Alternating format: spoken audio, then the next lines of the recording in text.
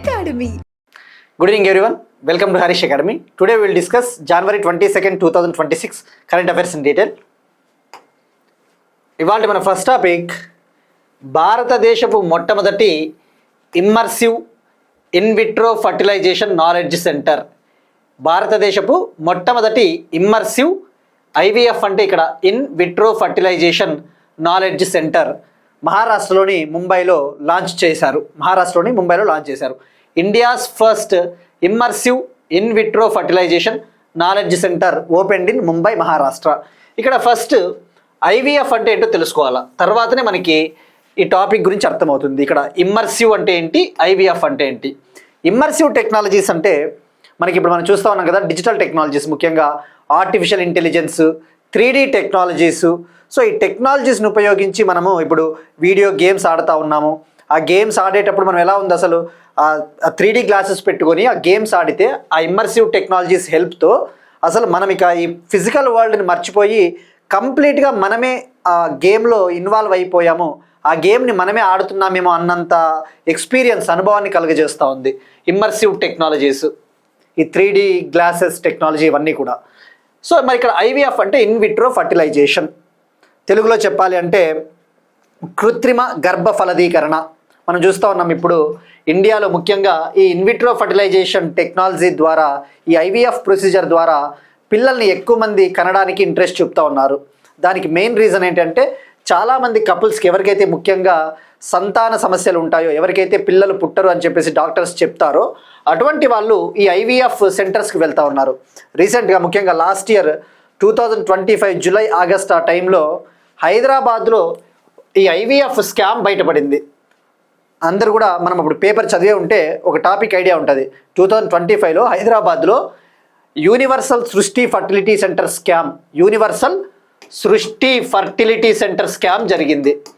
ఆ స్కామ్ ఏంటి, అందులో ఆ ఐవీఎఫ్ సెంటర్ని నడిపే ఒక మహిళ, 64 year old నమ్రత అనే ఒక డాక్టరు ఏం చేసింది, ఆమె ఆ ఐవీఎఫ్ సెంటర్కి ఎవరైతే కపుల్స్ వస్తూ ఉన్నారో వాళ్ళ దగ్గర అండాలను సేకరించి, ఆ మహిళల నుంచి ఎగ్స్ని సేకరించి మీకు పిల్లలు పుట్టరు అని చెప్పేసి ఆ ఎగ్స్ని సరోగసీ ద్వారా వేరే వాళ్ళకి ఆ పిల్లల్ని అమ్మేయడం జరిగిందనమాట.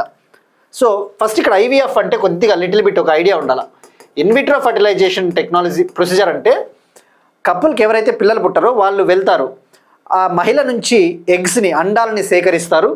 పురుషుడి నుంచి, మేల్ నుంచి స్పర్మ్, వీర్యకణాలని సేకరించి ల్యాబ్లో, ఐవీఎఫ్ ల్యాబ్లో ఆ యొక్క అండాన్ని, ఆ వీర్యకణాలని ఫలదీకరణం చెందించి ఫర్టిలైజ్ చేసి మళ్ళీ అవి గర్భాశయంలోకి ప్రవేశపెడతారు, ఆ ఫలదీకరణం చెందిన అండాన్ని, వీర్యాన్ని. సో అంటే ఈ ఐవీఎఫ్ అనేది పిల్లలు పుట్టిన వాళ్ళకి మంచిదే, కానీ ఈ ఐవీఎఫ్ పట్ల చాలామందికి అపోహలు ఉన్నాయి, మిత్స్ ఉన్నాయి, చాలామందికి ఆందోళనలు ఉన్నాయి. ముఖ్యంగా ఇటువంటి ఐవీఎఫ్ స్కామ్స్ ఇటువంటివి జరగడం వల్ల సో చాలా భ్రమలు తొలగించాలి అని చెప్పేసి ముఖ్యంగా ఫర్టిలిటీ అవేర్నెస్ తీసుకురావాలి, ఈ సంతాన ఉత్పత్తి పట్ల పేషెంట్స్లలో ఈ చైతన్యం తీసుకురావాలి, ఏవైతే భ్రమలు ఉన్నాయో అవన్నీ తొలగజేయాలి అంటే ఈ యొక్క టెక్నాలజీని ఉపయోగించి వాళ్ళని చైతన్యపరచాలి అని చెప్పేసి India's first immersive IVF knowledge సెంటర్ని లాంచ్ చేశారు.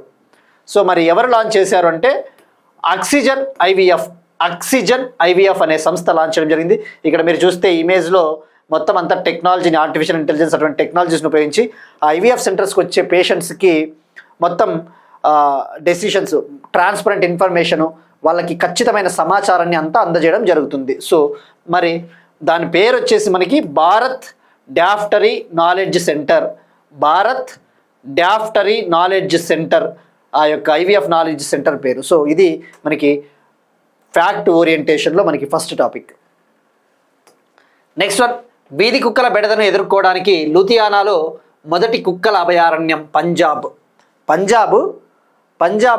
ఈ యొక్క స్ట్రే డాగ్స్ ఏవైతే ఉంటాయో, ఈ యొక్క వీధి కుక్కల నుంచి బెడద తప్పించుకోవడం కోసము పంజాబ్లోని లూధియానాలో ఫస్ట్ డాగ్ శాంక్చురీని ఏర్పాటు చేసింది పైలట్ ప్రాజెక్ట్లో భాగంగా.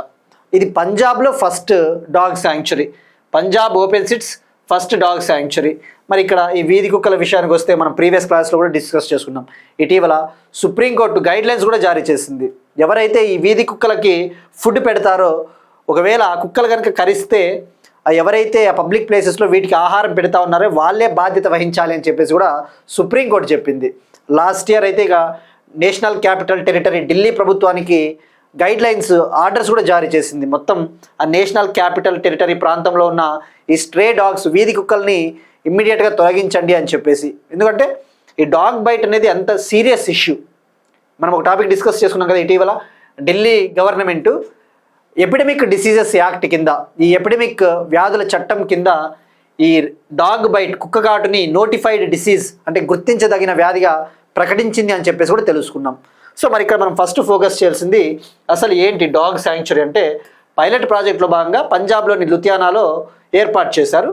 ఇక dog sanctuary in the sense వాటికి సపరేట్గా ఒక ప్రాంతం అనమాట, కుక్కలన్నిటినీ ఒక చోట చేరుస్తారు. ఏ విధంగా అయితే మనకి national parks, wild life sanctuaries అట్లా.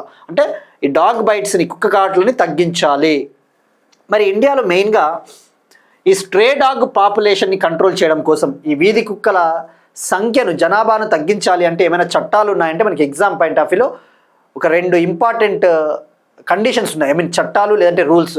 ఒకటి యానిమల్ బర్త్ కంట్రోల్ రూల్స్ 2023, ఇది చాలా ఇంపార్టెంట్ అండి. Animal birth control rules 2023.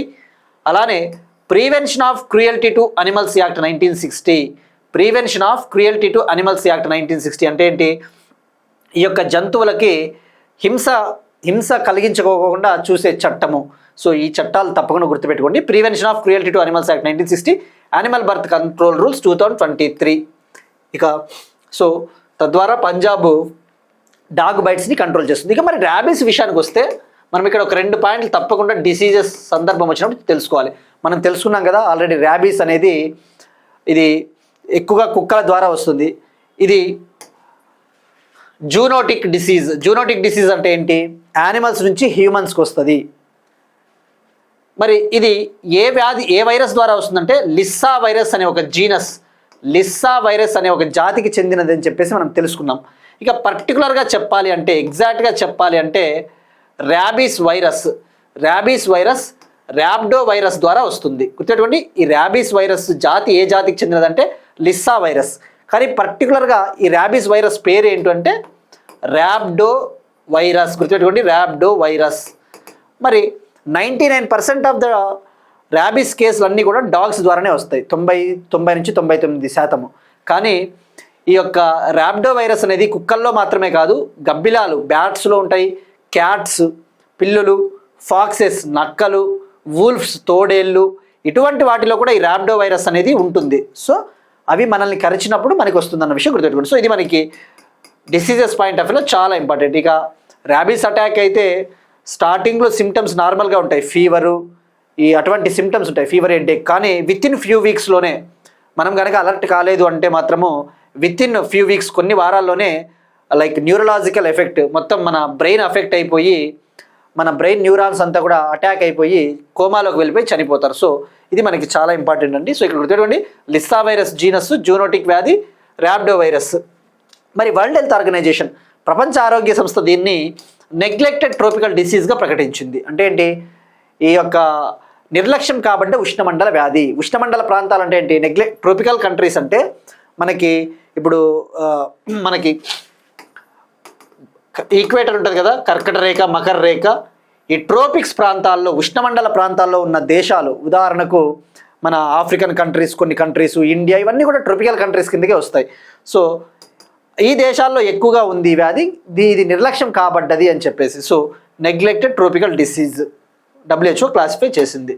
So ఇది అండి. ఇక ఆల్రెడీ స్ట్రే డాగ్స్కి సంబంధించి మనం ఒక టాపిక్ కూడా డిస్కస్ చేసుకున్నాం. ఢిల్లీ దాన్ని నోటిఫైబుల్ డిసీజ్గా ప్రకటించింది. ఏ చట్టము అంటే ఎపిడమిక్ డిసీజెస్ యాక్ట్ 1987, ఎపిడమిక్ వ్యాధుల చట్టం 1987. మరి ఇలా నోటిఫైబుల్ డిసీజ్గా గుర్తించబడిన వ్యాధిగా డిక్లేర్ చేస్తే ఏం లాభము, అడ్వాంటేజ్ అంటే, ఒకవేళ ఆ ప్రాంతంలో డాగ్ బైట్ నమోదైతే, కుక్క కాటు కనుక నమోదైతే తప్పకుండా ఆ ఏరియాలో ఉన్న ప్రైమరీ హాస్పిటల్స్ అయినా, సెకండరీ హాస్పిటల్స్ అయినా, ప్రతి హెల్త్ అథారిటీ, గవర్నమెంట్ హాస్పిటల్ అయినా, ప్రైవేట్ హాస్పిటల్ అయినా, తప్పకుండా గవర్నమెంట్ అథారిటీస్కి, ప్రభుత్వ అధికారులకి తెలియజేయాలి ఈరోజు ఎన్ని కుక్క కాట్లు నమోదయ్యాయి అని చెప్పేసి, అటువంటి డీటెయిల్స్ అన్నీ కూడా. సో ఇది మనకి లుధియానాలో ఫస్ట్ డాగ్ శాంక్చురీ, పంజాబ్లో మొదటిది ఇది. Next one Telangana current affairs ఒక important topic. Next generation life sciences policy 2026-2030. Telangana chief minister Revanth Reddy గారు తన డావోస్ పర్యటనలో world economic forum 56th annual meeting 56వ వార్షిక సమావేశంలో పాల్గొనడానికి డావోస్కి వెళ్ళారు కదా. అక్కడ next generation life sciences policy 2026 నుంచి 2030 అనే పాలసీని లాంచ్ చేశారు. మరి ఏంటి అసలు మనం ఆల్రెడీ డిస్కస్ చేసుకుందాం. లైఫ్ సైన్సెస్ అంటే బయో సైన్సెస్, ఉదాహరణకు ఈ బయలాజికల్ సెక్టార్, ఫార్మాస్యూటికల్ సెక్టార్, ఈ ఫార్మా రంగము, ఔషధ రంగము, ఈ డ్రగ్ సెక్టార్, ఇవన్నీ కూడా. సో ఆల్రెడీ హైదరాబాద్ అనేది గ్లోబల్ వ్యాక్సిన్ క్యాపిటల్ అని చెప్పొచ్చు. అంటే vaccine capital of the world. ప్రపంచంలో వ్యాక్సిన్లు ఉత్పత్తి అవుతా ఉన్న ప్రాంతాల్లో ఇది అసలు ఒక రాజధాని లాంటిదని చెప్పవచ్చు. సో మరి ఇప్పుడు ఈ లైఫ్ సైన్సెస్ రంగాన్ని డెవలప్ చేయాలని చెప్పేసి పాలసీని లాంచ్ చేశారు. సో మరి మనం ఆల్రెడీ ప్రీవియస్ క్లాస్లో డిస్కస్ చేసుకున్నాం. తెలంగాణలో ప్రస్తుతం యాజ్ ఆఫ్ 2025 ఆర్ 2024 2024-2025 నాటికి అప్రాక్సిమేట్లీ సుమారుగా తెలంగాణలో లైఫ్ సైన్సెస్ ఎకానమీ విలువ $80 బిలియన్ ఉంది. మరి తెలంగాణ గవర్నమెంట్ టార్గెట్ పెట్టుకునింది 2030 కల్లా ఈ లైఫ్ సైన్సెస్ ఎకానమీని $250 బిలియన్ పెంచాలి అని చెప్పేసి.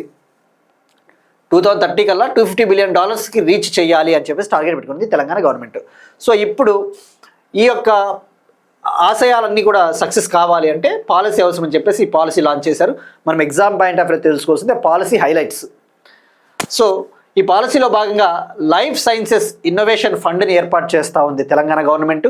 ఈ లైఫ్ సైన్సెస్ ఇన్నోవేషన్ ఫండ్ కోసం 100 crore రూపీస్ కేటాయించారు. మరి ఈ 100 crores ఈ ఫార్మాస్యూటికల్ స్టార్టప్స్, ఇటువంటి కంపెనీలకి సపోర్ట్ చేస్తారు, డబ్బులు ఇస్తారు. ఈ 100 crores అనేది ఇనిషియల్ కార్పస్, స్టార్టింగ్లో ఇచ్చిన డబ్బులు ఇవి. కానీ దీన్ని 1000 crore రూపీస్ వరకు కూడా పెంచడానికి ఛాన్సెస్ ఉన్నాయి. అంటే ఈ లైఫ్ సైన్సెస్ ఇన్నోవేషన్ ఫండ్ అనేది 100 crores నుంచి 1000 crores వరకు కేటాయిస్తారు. ఇక అలానే ఈ ఫండ్ని పబ్లిక్ ప్రైవేట్ పార్ట్నర్షిప్ మోడ్లో ఏర్పాటు చేశారు. ప్రభుత్వ ప్రైవేటు భాగస్వామ్య పద్ధతిలో దీన్ని ఏర్పాటు చేశారు. అంటే ఏంటి దాని అర్థము? ప్రైవేట్ సెక్టార్ కూడా అవసరమైన నిధులు ఇస్తుంది, ప్రైవేట్ సెక్టార్ కూడా అవసరమైన సపోర్ట్ ఇస్తుంది. సో ఇవి ఫార్మాస్యూటికల్ స్టార్టప్స్ని ఎంకరేజ్ చేయడం కోసం. మళ్ళీ ఇంకా ఏమున్నాయి పాయింట్లు అంటే, ఈ పాలసీ ద్వారా తెలంగాణ గవర్నమెంటు 2030 కల్లా టాప్ 5 గ్లోబల్ లైఫ్ సైన్సెస్లో తెలంగాణ ఉండాలి. అంటే ఏంటి? 2030 కల్లా ప్రపంచవ్యాప్తంగా టాప్ 5 ఈ లైఫ్ సైన్సెస్ కంట్రీలలో తెలంగాణ ఒకటి ఉండాలి అని చెప్పేసి ఒక టార్గెట్ పెట్టుకున్నారు. ఇక అలానే నెక్స్ట్ 5 yearsలో ఈ పాలసీ ద్వారా నెక్స్ట్ 5 yearsలో $25 బిలియన్ ఇన్వెస్ట్మెంట్స్ని లైఫ్ సైన్సెస్ సెక్టార్లోకి తీసుకురావాలి. అలానే నెక్స్ట్ 5 yearsలో 5 lakh జాబ్స్ని ఈ లైఫ్ సైన్సెస్ సెక్టార్లో క్రియేట్ చేయాలి. 5 లక్షల జాబుల్ని ఈ లైఫ్ సైన్సెస్ రంగంలో సృష్టించాలి అని చెప్పేసి టార్గెట్ పెట్టుకున్నారు. సో గుర్తుపెట్టుకోండి, నెక్స్ట్ 5 yearsలో. ఇక నెక్స్ట్ మంత్ బయో ఏషియా సమ్మిట్ని కూడా తెలంగాణ గవర్నమెంట్ నిర్వహించబోతోందని చెప్పేసి కూడా తెలుసుకున్నాం ఈ లైఫ్ సైన్సెస్ రంగాన్ని అభివృద్ధి చేయడానికి. నెక్స్ట్ వన్, తెలంగాణకు మరో 6 అర్బన్ ఫారెస్ట్ల ఏర్పాటుకు కేంద్రం ఆమోదం. తెలంగాణకు అడిషనల్గా 6 అర్బన్ ఫారెస్ట్లని ఏర్పాటు చేయడం కోసం సెంట్రల్ గవర్నమెంట్ అప్రూవల్ ఇచ్చింది. ఇక్కడ central government sanctioned 6 new urban forests in Telangana. ఇక్కడ అర్బన్ ఫారెస్ట్లు అంటే ఏంటి? నగర వనాలు. ఈ ముఖ్యంగా ఈ అర్బన్ ఏరియాస్లో, నగరాలలో, సిటీలలో చెట్లను పెంచి అడవుల స్థాయిలో చెట్లను పెంచితే వాటిని నగర వనాలు, అర్బన్ ఫారెస్ట్లు అంటారు. మనకి ఇండియాలో ఈ గ్రీన్ కవర్ని పెంచాలి, పెరిగిపోతా ఉన్న క్లైమేట్ చేంజ్ని తగ్గించాలి అంటే ఇటువంటి నగర వనాలు అనేవి చాలా ఇంపార్టెంట్. సో దీనికోసం గవర్నమెంట్ ఆఫ్ ఇండియా 2020లో వరల్డ్ ఎన్విరాన్మెంట్ డే రోజున 2020 ప్రపంచ పర్యావరణ దినోత్సవం June 5 వరల్డ్ ఎన్విరాన్మెంట్ డే ఎప్పుడు సెలబ్రేట్ చేసుకుంటాం? June 5 every year. 2020 June 5న లాంచ్ చేయడం జరిగింది నగర వన యోజనాన్ని. ఎవరు లాంచ్ చేశారంటే government of India, environment ministry. మరి ఈ స్కీమ్ కింద టార్గెట్ పెట్టుకున్నారు. నగర వన యోజన స్కీమ్ కింద సుమారుగా 1000 నగర వనాలని క్రియేట్ చేయాలి, దేశవ్యాప్తంగా 1000 అర్బన్ ఫారెస్ట్లని అభివృద్ధి చేయాలి అని చెప్పేసి టార్గెట్ పెట్టుకున్నారు. ఇప్పుడు ఈ నగర వన యోజన కింద తెలంగాణ గవర్నమెంట్కి మరో 6 అర్బన్ ఫారెస్ట్ల ఏర్పాటుకి ఆమోదం తెలపడం జరిగింది. మనం తెలుసుకోవాల్సింది ఆ 6 ప్రాంతాలు ఎక్కడ. ఒకటి ఆదిలాబాద్ జిల్లా మావల అనే ఒక urban forest, Yapalguda 2, Yapalguda Adilabad district Mavala Yapalguda 2, అలానే మంచిర్యాల డిస్టిక్ క్యాతనపల్లి మండలం ఇందారం, మంచిర్యాల డిస్టిక్లో ఇందారం అనే ఏరియా, చెన్నూరు మంచిర్యాల డిస్టిక్లో చెన్నూరు, మేడ్చల్ మల్కాజ్గిరి డిస్టిక్ ఎల్లంపేట మరియు మేడ్చల్ మల్కాజ్గిరి డిస్టిక్లోని చెంగిచెర్ల. సో ఓవరాల్గా ఈ 6 ఏరియాలలో అర్బన్ ఫారెస్ట్ని డెవలప్ చేయబోతున్నారు. దీనికోసం కేంద్ర ప్రభుత్వం 2025-26 ఫినాన్షియల్ ఇయర్కి సంబంధించి 8.26 crore కేటాయించింది. ఎంత కేటాయించింది? 2025-26 ఫినాన్షియల్ ఇయర్కి సంబంధించి 8.26 crore కేంద్ర ప్రభుత్వం కేటాయించింది. అంటే మొదటి విడతలో భాగంగా అందించింది.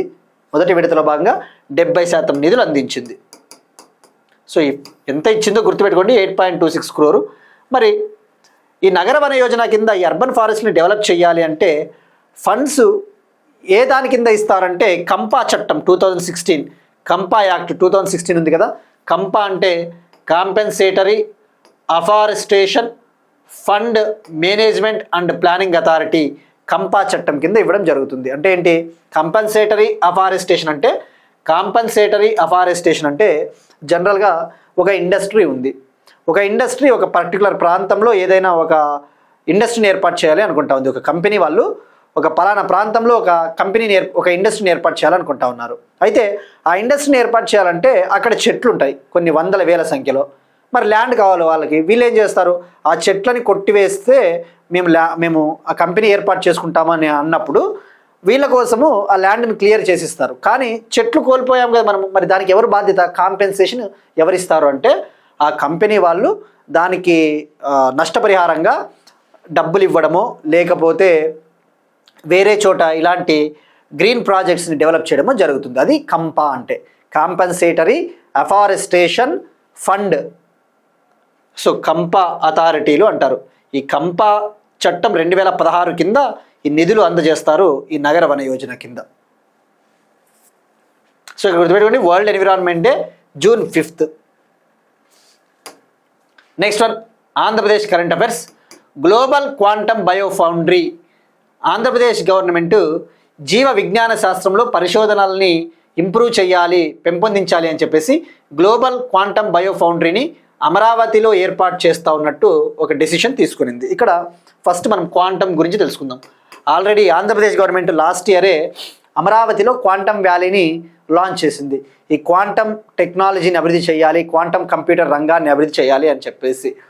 సో ఇప్పుడు క్వాంటమ్ బయో ఫౌండరీ సెంటర్ని కూడా ఏర్పాటు చేయాలని చెప్పేసి అనుకుంటా ఉన్నారు. ఫస్ట్ మనకి ఇది అర్థం కావాలంటే ఈ క్వాంటమ్ కంప్యూటర్సు, సూపర్ కంప్యూటర్స్ అవసరాలు ఏంటి తెలుసుకోవాలి. కొద్దిగా తెలుసుకున్న తర్వాత ఈ మ్యాటర్ ఈజీగా అర్థమవుతుంది. ఇప్పుడు సూపర్ కంప్యూటర్స్ అయినా క్వాంటమ్ కంప్యూటర్స్ అయినా వీటిని ఎందుకు డెవలప్ చేస్తారు అంటే ఇప్పుడు మనం చూస్తూ ఉన్నాం ఆల్రెడీ ఈ ప్రెజెంట్ వరల్డ్లో, ప్రస్తుతం ప్రపంచంలో వివిధ రకాల వ్యాధులు వస్తూ ఉన్నాయి. డిఫరెంట్ టైప్స్ ఆఫ్ డిసీజెస్ వస్తూ ఉన్నాయి.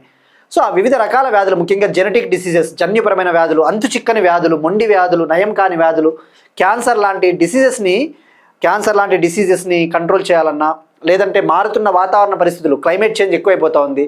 సో ఈ క్లైమేట్ చేంజ్ని కంట్రోల్ చేయాలంటే ఎప్పటికప్పుడు ఈ వెదర్ డేటా మనకు అవసరము. సో లేదంటే నేషనల్ సెక్యూరిటీకి సంబంధించి అయినా, ఫైనాన్షియల్ సెక్టారు, ఈ ఆర్థిక రంగంలో ఈ సైబర్ సెక్యూరిటీ అటువంటి ఇష్యూస్ని మనము ఎప్పటికప్పుడు కంట్రోల్ చేయాలి అన్నా కూడా మనకి అల్గారిథమ్స్ అనేవి చాలా అవసరం. ఉదాహరణకు ఇటువంటి నయం కాని మొండి వ్యాధుల్ని మనము నయం చేయాలి అంటే ఔషధాలని, డ్రగ్స్ని తయారు చేయాలి. మరి డ్రగ్స్ని తయారు చేయడం అంత ఈజీ కాదు, వాటికి అల్గారిథమ్స్ రాయాలి. అల్గారిథమ్స్ ఎలా ప్రిపేర్ చేస్తారంటే ఇటువంటి క్వాంటమ్ కంప్యూటర్స్, ఇటువంటి సూపర్ కంప్యూటర్స్ని ఉపయోగించే అల్గారిథమ్స్ రాస్తే అప్పుడు డ్రగ్స్ తయారు చేయడానికి అవసరమైన ఫార్ములాలని తయారు చేయవచ్చు. ఇవి అప్లికేషన్లు అన్నమాట. సో అది క్వాంటమ్ కంప్యూటర్స్ యొక్క ప్రాముఖ్యత, ఇంపార్టెన్స్. సో ఇప్పుడు గ్లోబల్ క్వాంటమ్ బయో ఫౌండరీ సెంటర్ని ఏర్పాటు చేస్తూ ఉన్నారు. ఆల్రెడీ అమరావతిలో క్వాంటమ్ వ్యాలీ ఉంది. మరి ఇప్పుడు ఏంటి బయో ఫౌండరీ అంటే ఏంటి అంటే ఈ క్వాంటమ్ టెక్నాలజీకి ఈ బయాలజీ సెక్టార్ని లింకప్ చేస్తూ ఉన్నారు. ఈ బయాలజీ సెక్టార్లో లైఫ్ సైన్సెస్ రంగంలో అవసరమైన రీసెర్చ్ని ఇంప్రూవ్ చేయాలి అంటే ఈ క్వాంటమ్ వ్యాలీని ఉపయోగించుకోవాలి అన్న అర్థం, అంతే, అంతమించి ఏమీ లేదు. ఇక్కడ విధంగా చెప్పాలంటే డైరెక్ట్ ఫ్యాక్ట్ అంతే, ఇది అంతమించి ఏమీ లేదు. ఏమంటే మనకి అనలిటికల్గా ఇది ఇన్ఫర్మేషన్ ఉండాలా, ఐడియా ఉండాలి.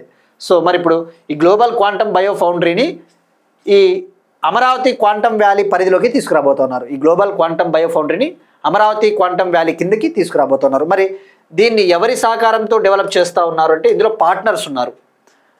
అమరావతిలో ఏర్పాటు చేస్తున్న క్వాంటమ్ బయో ఫౌండరీలో TCS company, IBM, CSIR council of scientific and industrial research CSIR, IIT Delhi, CVJ centre, సెంటెల్ ఐఐ అటువంటి కంపెనీసు, అటువంటి పార్ట్నర్సు ఇందులో భాగస్వామ్యులుగా ఉన్నారు.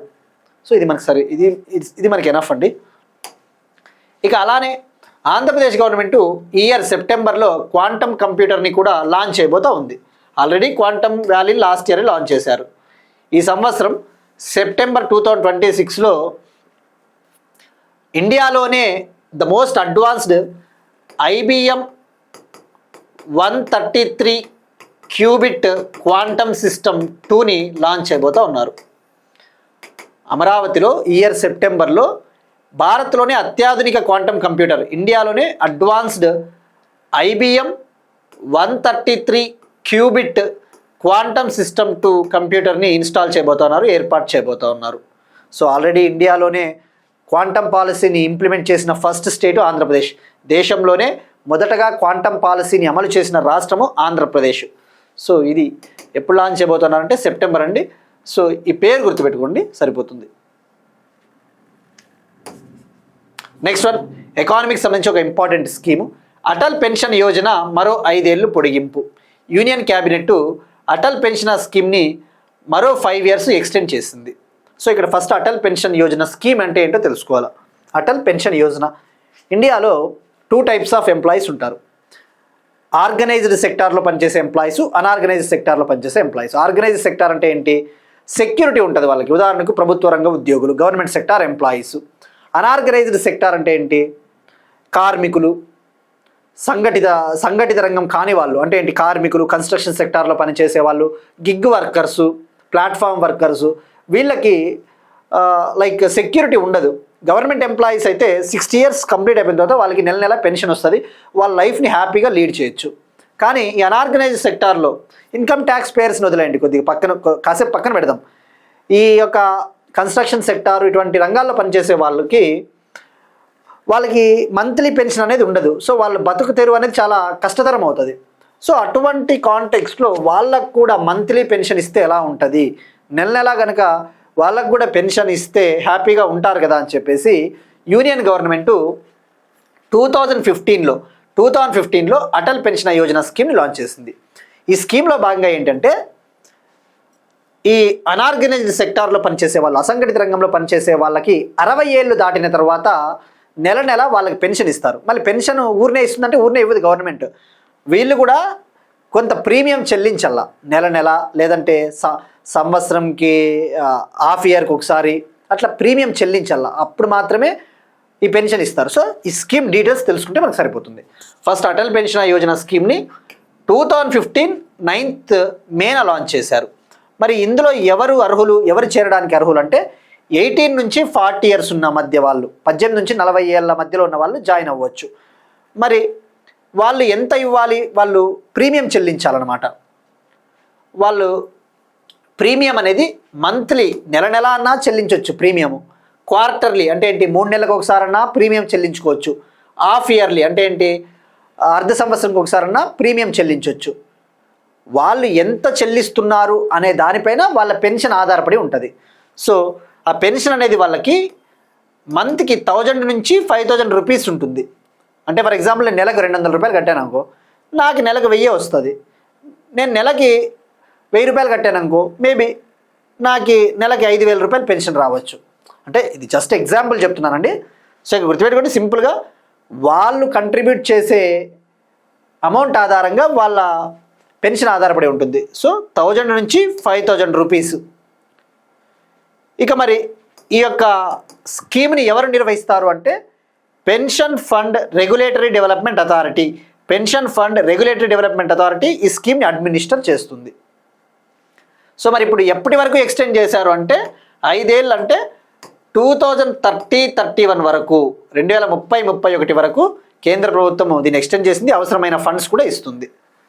సో మరి యాజ్ ఆఫ్ జనవరి 2026 నాటికి, జనవరి 20 నాటికి ఈ అటల్ పెన్షన్ యోజనలో 8.66 crore సబ్స్క్రైబర్స్ ఉన్నారు. 8.66 కోట్ల చందాదారులు ఉన్నారు ఈ పథకంలో. ఇక మరి వీళ్ళు ఎంతకాలం వీళ్ళు చెల్లించాల్సి ఉంటుందంటే ఈ పథకం కింద premium minimum 20 years, minimum contribution period 20 years, కనీసం 20 ఏళ్ల పాటు వాళ్ళు ప్రీమియం చెల్లించాలి ఈ పథకం కింద. సో ఈ పాయింట్లు మనకి ఎనఫ్ అండి. సో ఇక్కడ గుర్తుపెట్టుకోండి, eligibility 18 to 40 years. Next one, Aravalli పర్వత శ్రేణిలోని కుంభాల్గఢ్ వన్యప్రాణుల అభయారణ్యంను పర్యావరణ సున్నిత మండలంగా ప్రకటిస్తూ ఎన్విరాన్మెంట్ మినిస్ట్రీ నోటిఫికేషన్ జారీ. ఎన్విరాన్మెంట్ మంత్రిత్వ శాఖ, పర్యావరణ మంత్రిత్వ శాఖ, మనకి ప్రస్తుతం ఎన్విరాన్మెంట్ అండ్ ఫారెస్ట్ మినిస్టర్గా భూపేందర్ యాదవ్ గారు ఉన్నారు. సో ఇప్పుడు ఈ ఆరావళి హిల్స్ ఏరియాలో ఉన్న కుంభల్గర్ వైల్డ్ లైఫ్ శాంక్చురీని పర్యావరణ సున్నిత మండలంగా ప్రకటించారు. పర్యావరణ సున్నిత మండలం అంటే ఏంటి? Ecologically sensitive zone, eco sensitive జోన్గా డిక్లేర్ చేశారు. సో మనం ఫస్ట్ తెలుసుకోవాల్సింది 1 by 1 ఆరావళీస్ గురించి, తర్వాత ఈ ఎకో సెన్సిటివ్ జోన్ అంటే ఏంటి, అటువంటి బేసిక్ డీటెయిల్స్. ఫస్ట్ ఈ కుంభాల్గర్ వైల్డ్ లైఫ్ శాంక్చురీ అనేది రాజస్థాన్లో ఉంది. గుర్తుపెట్టుకోండి, ఎక్కడ ఉందంటే రాజస్థాన్. మరి ఆరావళీస్ విషయానికి వస్తే మనం డిస్కస్ చేసుకున్నాం కదా మెనీ టైమ్స్, ఆరావళి కొండలు అంతరించిపోయే ప్రమాదంలో ఉన్నాయా అని పేపర్లలో హెడ్లైన్స్ చేస్తూ ఉన్నారు, రైట్? మరి ఆరావళి కొండలు ఎక్కడ ఉన్నాయి? గుజరాత్, రాజస్థాన్, హర్యానా, కేంద్రపాలిత ప్రాంతమైన ఢిల్లీ, 3 స్టేట్లు ఒక యూనియన్ టెరిటరీలో విస్తరించి ఉన్నాయి. గుజరాత్ స్టేటు, రాజస్థాన్ స్టేటు, హర్యానా స్టేటు, యూనియన్ టెరిటరీ ఢిల్లీ, ఈ 4 ప్రాంతాల్లో విస్తరించి ఉన్నాయి. ఆరావళి కొండలు ఇండియాస్ ఓల్డెస్ట్ ఫోల్డ్ మౌంటైన్స్ అని చెప్పవచ్చు. భారతదేశపు అతి పురాతనమైన ఫోల్డ్ కొండలు. ఫోల్డ్ మౌంటైన్స్ అంటే ఏంటి? ఈ టెక్టానిక్ ప్లేట్ మూమెంట్స్ ద్వారా ఏర్పాటైన హిల్స్. అంటే ఏంటి? ఈ యొక్క ఎర్త్ క్వేక్స్, ఈ భూకంపాలు అలా వచ్చినప్పుడు జరిగిన కొన్ని భూచర్యల వల్ల ఏర్పడిన కొండలు ఫోల్డ్ మౌంటైన్స్. మరి ఇక్కడ మనం ఫ్యాక్ట్ పాయింట్ ఆఫ్ వ్యూలో మనం తెలుసుకోవాల్సినది, ఆరావళి పర్వతాలలో అత్యంత ఎత్తైన శిఖరం, హైయెస్ట్ పీక్ ఇన్ ఆరావళి హిల్స్లో హైయెస్ట్ హైట్ ఉన్న హిల్ ఏదో కూడా ఒకసారి తెలుసుకోవాలి. గురు శిఖర్, ఇది రాజస్థాన్లో ఉంటుంది. గురు శిఖర్ అనేది 1722 meters, అంటే ఏంటి, సుమారుగా 1.7 kilometers ఎత్తు ఉంటుంది కొండ. ఇది సముద్ర మట్టానికి 5650 feet అబోవ్లో ఉంటుంది. సీ లెవెల్కి 5650 feet అబోవ్లో ఉంటుంది. సో ఇది స్టాటిక్ పాయింట్ ఆఫ్ వ్యూ గుర్తుపెట్టుకోండి. హైయెస్ట్ పీక్ ఇన్ ఆరావళీస్ అంటే గురు శిఖర్, రైట్? మరి ఆరావళీస్ గురించి డిస్కస్ చేసుకున్నాం. మరి ఇప్పుడు మనం తెలుసుకోవాల్సింది, ఈ కుంభల్గర్ వైల్డ్ లైఫ్ శాంక్చురీని ఎందుకు ఎకో సెన్సిటివ్ ఏరియాగా డిక్లేర్ చేశారు అంటే, ఫస్ట్ ఎకలాజికల్లీ సెన్సిటివ్ జోన్ అంటే ఏంటో తెలుసుకోవాలి. మనకి ఫర్ ఎగ్జాంపుల్ నేషనల్ పార్కు లేదంటే వైల్డ్ లైఫ్ శాంక్చురీ ఉందనుకుందాం. National park, wild life sanctuary. మనకి ఎన్విరాన్మెంట్ ప్రొటెక్షన్ యాక్ట్ 1986 కింద, పర్యావరణ సంరక్షణ చట్టం 1986 కింద కేంద్ర ప్రభుత్వము, ముఖ్యంగా ఎన్విరాన్మెంట్ మినిస్ట్రీ నోటిఫికేషన్ని జారీ చేస్తుంది. మరి ఏ ప్రాంతాన్ని పర్యావరణ సున్నిత మండలంగా ప్రకటిస్తారు ఎకో సెన్సిటివ్ జోన్ అంటే, ఫర్ ఎగ్జాంపుల్ నేషనల్ పార్క్ లేదా వైల్డ్ లైఫ్ శాంక్చురీ ఉంది. జనరల్గా ఈ నేషనల్ పార్క్ నుంచి ఒక 10 kilometers వరకు 10 kilometers ప్రాంతాన్ని ఈఎస్జెడ్గా డిక్లేర్ చేయొచ్చు. ఎందుకు డిక్లేర్ చేస్తారంటే, ఆ ప్రాంతంలో చాలా కీలకమైన యానిమల్స్, బర్డ్స్ అవన్నీ ఉంటాయి, వాటిని సంరక్షించుకోవాలి. సో ఇప్పుడు ఏదైతే ఈ కుంభల్గర్ వైల్డ్ లైఫ్ శాంక్చురీ ఉందో, ఈ కుంభల్గర్ వైల్డ్ లైఫ్ శాంక్చురీ చుట్టూ 1 kilometer ప్రాంతాన్ని, 1 kilometer ప్రాంతాన్ని ఎకలాజికల్లీ సెన్సిటివ్ జోన్గా డిక్లేర్ చేశారన్న విషయం గుర్తుపెట్టుకోండి. సో ఎంత? 0 నుంచి 1 kilometer. మరి ఇప్పుడు అట్లా డిక్లేర్ చేయడం ద్వారా ఈ కుంభల్గర్ వైల్డ్ లైఫ్ శాంక్చురీ నుంచి 1 kilometer వరకు అక్కడ మైనింగ్ కానీ అటువంటివి ఏవి చేపట్టకూడదు. కొన్ని రకాల పనులు నిషిద్ధము. సో అది. సో ఇక్కడ గుర్తుపెట్టుకోవాల్సింది ఎన్విరాన్మెంట్ ప్రొటెక్షన్ యాక్ట్ 1986, అలానే national wild life action plan 2002 నుంచి 2016, ఈ 2 కండిషన్స్ కింద ఎకో సెన్సిటివ్ జోన్ని డిక్లేర్ చేస్తారు. నెక్స్ట్ వన్, అయోధ్య మ్యూజియానికి 233 ఏళ్ల కిందటి రామాయణం. అయోధ్యలో ఉన్న ఒక మ్యూజియంకి 233-year-old రామాయణ మనుస్క్రిప్ట్ని హ్యాండ్ ఓవర్ చేసింది కల్చర్ మినిస్ట్రీ, సాంస్కృతిక మంత్రిత్వ శాఖ. ఇక్కడ మనకి ఇది ఫ్యాక్ట్ అండి. యాక్చువల్లీ ఇటువంటివి ఫ్యాక్ట్స్ రూపంలో అడుగుతారు ఎగ్జామ్ పాయింట్ ఆఫ్ వ్యూలో. మరి అయోధ్యలో రామ్ కథా మ్యూజియం ఉంది. అయోధ్యలో రామ్ కథా మ్యూజియం. అయోధ్యలో ఉన్న రామ్ కథా మ్యూజియానికి 233 ఓల్డ్ వాల్మీకి రామాయణ మనుస్క్రిప్ట్ని ఇవ్వడం జరిగింది. ఇక్కడ మనుస్క్రిప్ట్ అంటే తాళపత్ర గ్రంథము ఆ టైపు. సో ఇది సాంస్క్రిట్లో రాసిన మనుస్క్రిప్ట్, సంస్కృతంలో ఉన్న మనుస్క్రిప్ట్. సో మరి ఇది 1792 నాటిది, 1792 నాటిది. ఇది సంస్కృతం దేవనాగరి స్క్రిప్ట్లో ఉంది, దేవనాగరి లిపిలో. ఇప్పుడు అయోధ్యలోని రామ్ కథా మ్యూజియంకి ఇవ్వడం జరిగింది. ఇక అయోధ్య అంటేనే గుర్తు రావాల్సినది like lord Rama birth place. అక్కడ రామ్ టెంపుల్ కూడా కట్టారు. ఇక రాముని టెంపుల్లో ఉన్న విగ్రహం రామ్ లల్లా బాలుని రూపంలో ఉంటుంది, చిన్న స్మాల్ కిడ్ రూపంలో ఉన్న స్టాచ్యూ. మరి ఆ రామ్ లల్లా విగ్రహాన్ని, ఆ రామ్ లల్లా స్టాచ్యూని ఎవరు డిజైన్ చేశారు, ఎవరు చెక్కినారు అంటే మైసూరుకు చెందిన అరుణ్ యోగిరాజ్. ఆయన పేరు వీలైతే గుర్తుపెట్టుకోండి, మైసూరుకు చెందిన అరుణ్ యోగిరాజ్. సో మరి ఇందులో 5 కాండాలు ఉన్నాయి. ఈ రామాయణ మనుస్క్రిప్ట్లో 5 కాండాలు, బాలకాండ, అరణ్యకాండ, కిష్కింధకాండ, సుందరకాండ, యుద్ధకాండ అనే 5 విభాగాలు ఉన్నాయి. సో ఇక ఇది రామకథ museum, Ayodhya, Uttar Pradesh chief minister అంటే యోగి ఆదిత్యనాథ్ గారు. Next one, 2025 Indira Gandhi peace praise. మచెల్కు Indira Gandhi శాంతి పురస్కారం. 2025 Indira Gandhi prize for peace, disarmament and development. 2025 Indira Gandhi శాంతి పురస్కారం మొజాంబిక్ కంట్రీకి చెందిన మానవ హక్కుల కార్యకర్త, మొజాంబిక్ కంట్రీకి చెందిన హ్యూమన్ రైట్స్ యాక్టివిస్ట్, దక్షిణాఫ్రికా మాజీ అధ్యక్షుడు నెల్సన్ మండేలా రెండవ భార్య, south Africa former president Nelson Mandela గారి యొక్క సెకండ్ వైఫ్ గ్రాసా మచెల్ గారికి ఈ అవార్డు దక్కింది. సో మనం ఎగ్జామ్ పాయింట్ ఆఫ్ వ్యూలో తెలుసుకోవాల్సినది ఈ అవార్డు ఎప్పుడు స్టార్ట్ చేశారు, ఎందుకు ఇవ్వడం జరుగుతుంది, ఈ అవార్డు కింద ప్రైజ్ మనీ ఎంత ఉంటుంది, అటువంటి బేసిక్ డీటెయిల్స్ తెలుసుకోవాలి. ఫస్ట్ ఇందిరాగాంధీ పీస్ ప్రైజ్, దీన్నే ఇంగ్లీష్లో Indira Gandhi prize for peace, disarmament and development అంటారు. డిజార్మమెంట్ అంటే ఎవరైతే ఆయుధ నిరాదాయకరణ కోసం కృషి చేస్తారు, అంటే ఏంటి, ఆర్మ్స్ లేకుండా చెయ్యాలి, non violence, peace, disarmament and development. మరి ఈమెకి ఎందుకు ఇచ్చారు అంటే ఈమె మొజాంబిక్ కంట్రీకి చెందిన ఆమె, హ్యూమన్ రైట్స్ యాక్టివిస్ట్ గ్రాసా మచెల్. ఈమె ఆ కంట్రీలో ఎడ్యుకేషన్ సెక్టార్ని, హెల్త్ సెక్టార్ని, న్యూట్రిషన్ సెక్టార్ని, ఈ పోషక రంగాన్ని, ఎకనామిక్ ఎంపవర్మెంట్, ఆర్థిక చైతన్యాన్ని, ఇటువంటి సేవలు చేసింది, ఇవన్నీ తీసుకురావాలి అని చెప్పేసి. సో అందుకు ఈమెకి ఇవ్వడం జరిగింది. మరి ఎవరిస్తారు ఈ అవార్డుని అంటే ఇందిరాగాంధీ మెమోరియల్ ట్రస్ట్. ఈ అవార్డుని ఇండియన్ ఫార్మర్ ప్రైమ్ మినిస్టర్, భారత మాజీ ప్రధాని ఇందిరాగాంధీ గారి స్మారకార్థము ఆమె గుర్తు చేసుకుంటూ ఇవ్వడం జరుగుతుంది. ఎవ్రీ ఇయర్ ఇస్తారు. It's an annual award, every year award ఇస్తారు. మరి ఈమెను ఎవరు సెలెక్ట్ చేశారు అంటే ఒక జ్యూరీ ఉంటుంది, ఒక ఇంటర్నేషనల్ జ్యూరీ. ఎవరినైనా ఎవరికి ఇవ్వాలి అనే దాన్ని డిసైడ్ చేసేది ఒక జ్యూరీ ఉంటుంది, ఒక కమిటీ టైపు. ఆ అంతర్జాతీయ జ్యూరీకి ఎవరు అధ్యక్షత వహించారు అంటే జాతీయ భద్రత మాజీ సలహాదారు Shivshankar Menon, national security former adviser Shivshankar Menon గారి అధ్యక్షతన ఉన్న ఆ ఇంటర్నేషనల్ జ్యూరీ ఈమెను సెలెక్ట్ చేసింది. మరి ఈమెకి ప్రైజ్ మనీ ఎంత ఈ ప్రైజ్ కింద ఇస్తారు అంటే 1 crore రూపీస్, ₹1 కోటి నగదు. యాక్చువల్లీ 25 lakh అని చెప్పేసి కూడా కొన్ని వెబ్సైట్లలో ఉందండి, కానీ ఈ ఇందిరాగాంధీ పీస్ ప్రైజ్ కింద ఇచ్చేది ప్రైజ్ మనీ 1 crore అన్న విషయం గుర్తుపెట్టుకోండి. ఎందుకంటే మీరు అఫీషియల్ వెబ్సైట్ చూస్తే ఇక్కడ ఇందిరాగాంధీ మెమోరియల్ ట్రస్ట్ ఇక్కడ క్లియర్గా ఇచ్చాడు, అవార్డ్ ఆఫ్ 10 million. 10 million అంటే ఎంత, ₹1 కోటి అని. సో రేపొద్దున వాడు ఎగ్జామ్ స్టేట్మెంట్లలో 25 లక్షలు కూడా ఇవ్వడానికి ఛాన్స్ ఉంటుంది. బట్ ఇక్కడ అఫీషియల్ వెబ్సైట్లో అయితే 1 crore అని ఇవ్వడం జరిగింది. సో ఇక ఇవాళ ఈనాడు పేపర్లో కూడా 1 crore అనే ఇచ్చాడు. సో అఫీషియల్ వెబ్సైటే మనకి ఇదే కరెక్ట్, 1 crore కరెక్ట్. ఇక మరి ఈ అవార్డు 2024లో ఎవరికి వచ్చింది మనం డిస్కస్ చేసుకున్నాం.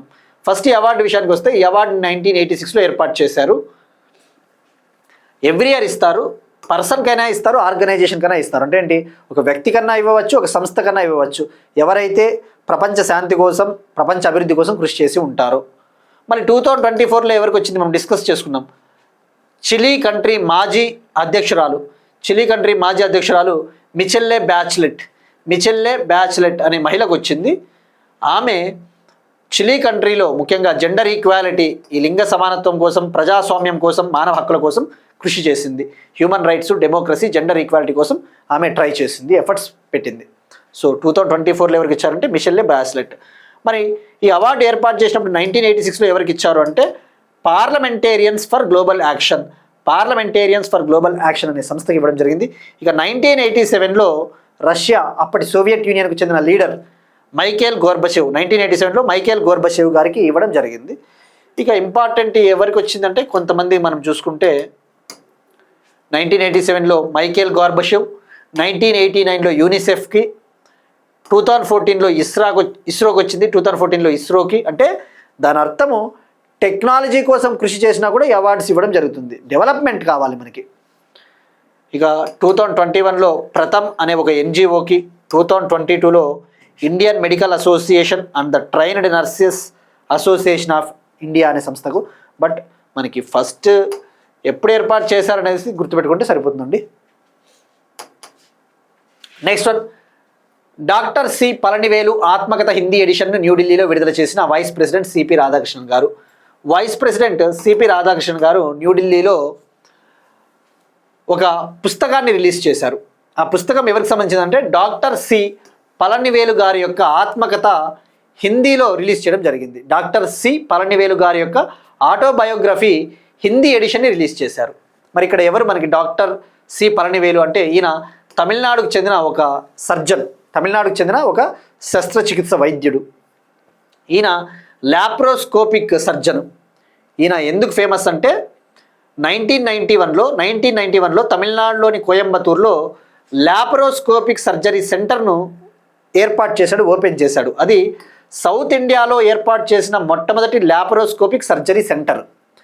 మరి ఏంటి లాప్రోస్కోపిక్ సర్జరీ అంటే, జనరల్గా మనకి ఏదైనా సర్జరీ చేయాలి అంటే ఒకప్పుడు పెయిన్తో కూడుకున్నది, చాలా నొప్పితో కూడుకున్న సర్జరీ. కానీ ఈ లాప్రోస్కోపిక్ సర్జరీ ద్వారా లాప్రోస్కోపిక్ సర్జన్ ఎక్విప్మెంట్, పరికరాలను ఉపయోగించి ఎక్కువగా నొప్పి లేకుండానే, పెయిన్ లేకోకుండానే సర్జరీ చేస్తారనమాట. సో సౌత్ ఇండియాలో అటువంటి ఫస్ట్ లాప్రోస్కోపిక్ సర్జరీ సెంటర్ని ఏర్పాటు చేసినది డాక్టర్ పళనివేలు గారు.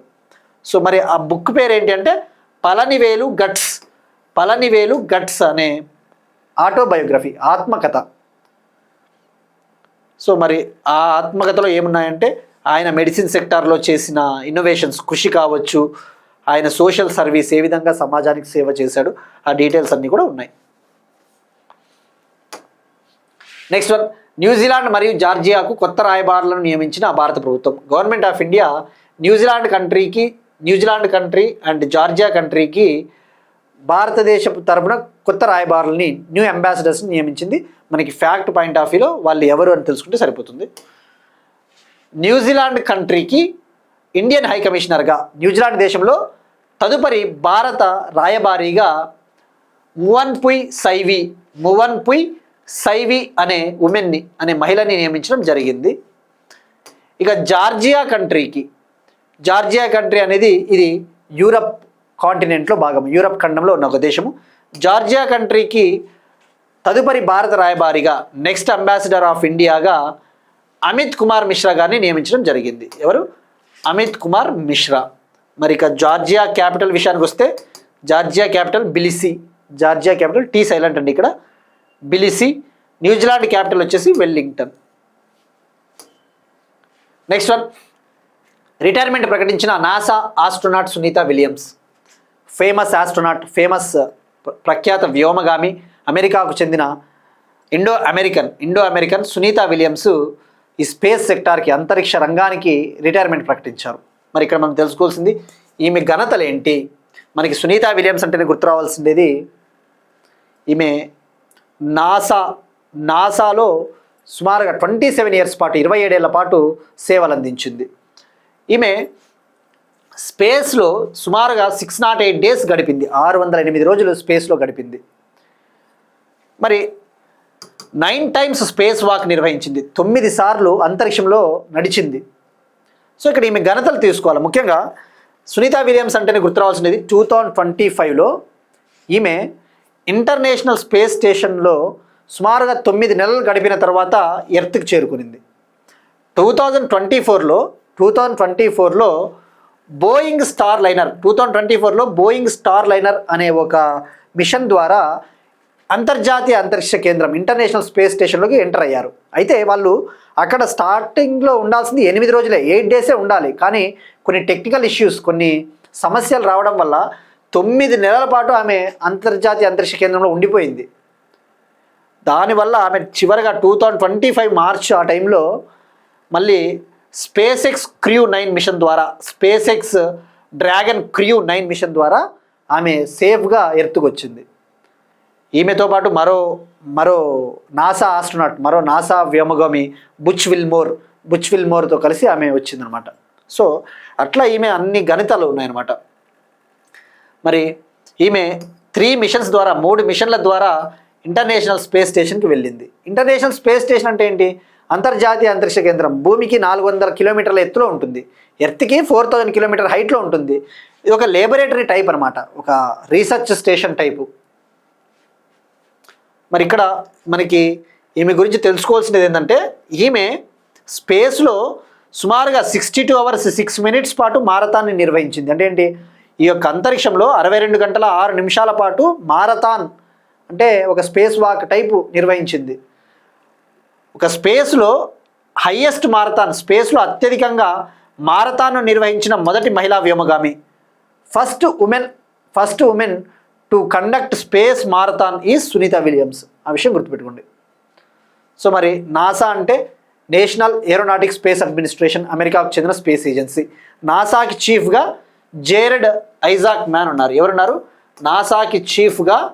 నాసాకి అడ్మినిస్ట్రేటర్గా జేరెడ్ ఐజాక్ మ్యాన్.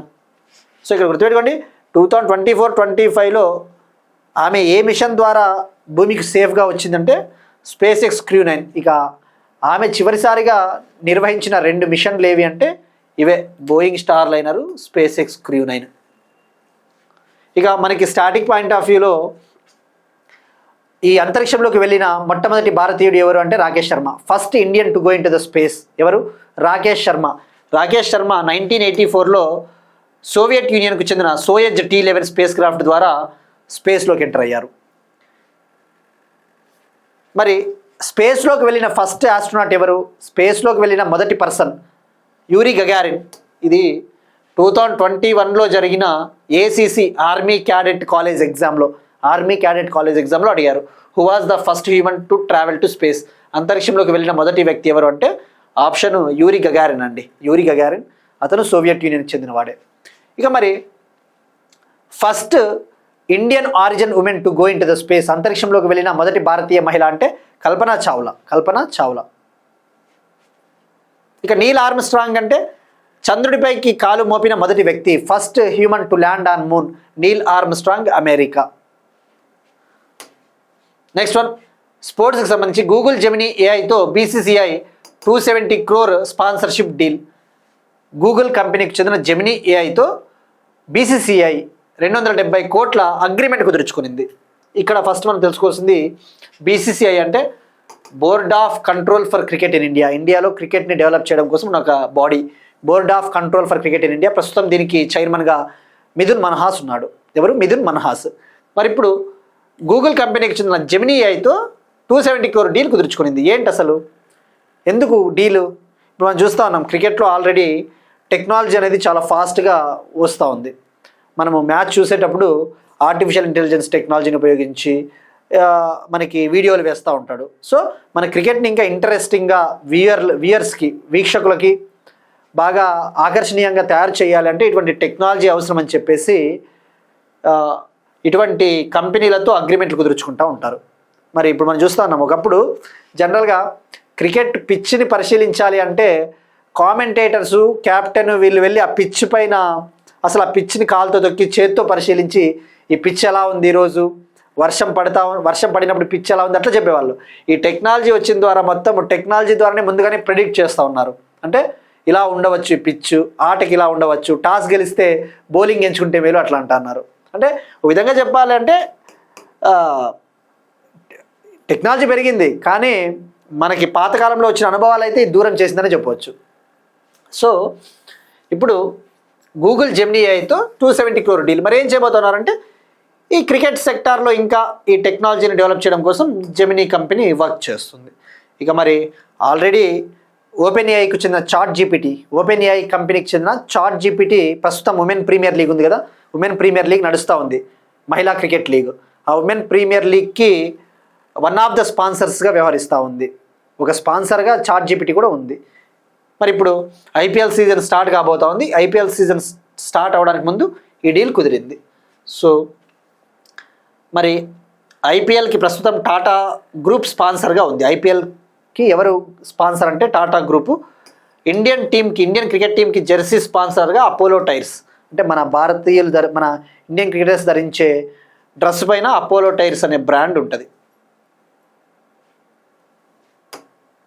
ఇక ఇవాళ క్వశ్చన్ అండి, రెస్పాన్సిబుల్ నేషన్స్ ఇండెక్స్, బాధ్యతాయుత దేశాల సూచికని ఇటీవల రిలీజ్ చేశారు కదా, ఫస్ట్ ఎడిషన్ రిలీజ్ చేయడం జరిగింది. మరి దీన్ని ఎవరు రిలీజ్ చేశారు, ఏ సంస్థ రిలీజ్ చేసింది, అందులో ఫస్ట్ ప్లేస్లో ఏ కంట్రీ, ఇండియా ప్లేసు ఎంత, ఇది ట్రై చేయండి.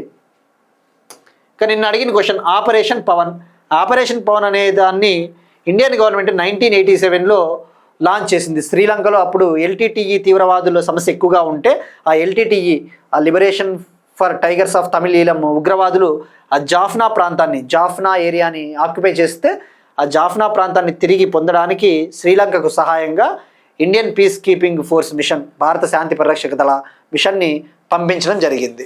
So operation Pawan Sri Lanka launched by India. ఇవి ఇవాళ కరెంట్ అఫైర్స్. మనం ఒకసారి క్విక్గా రీక్యాప్ చూద్దాం.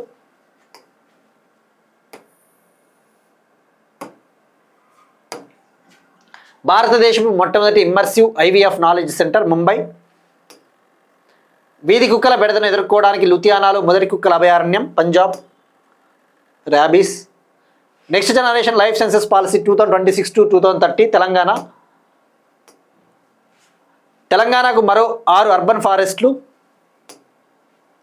Global quantum bio foundry Amaravati Andhra Pradesh. సెప్టెంబర్లో IBM 133 cubit quantum system 2 quantum computer Amaravati. Atal pension Yojana మరో 5 ఏళ్లు పొడిగింపు. కుంభల్గర్ echo sensitive zone Rajasthan. Ayodhya మ్యూజియానికి 233 ఏళ్ల కిందటి Ramayana మనుస్క్రిప్ట్. 2025 Indira Gandhi peace praise. Doctor C Palanivelu ఆత్మకథ హిందీ ఎడిషన్ న్యూఢిల్లీలో విడుదల చేసిన vice president CP Radhakrishnan. New Zealand మరియు జార్జియాకు కొత్త రాయబారులను నియమించిన భారత ప్రభుత్వం. అంతరిక్ష రంగానికి రిటైర్మెంట్ ప్రకటించిన సునీత విలియమ్స్. గూగుల్ జెమినీ ఏఐతో బీసీసీఐ 270 కోట్ల sponsorship deal. That's it. These are today's current affairs. Will meet you next time and thank you everyone.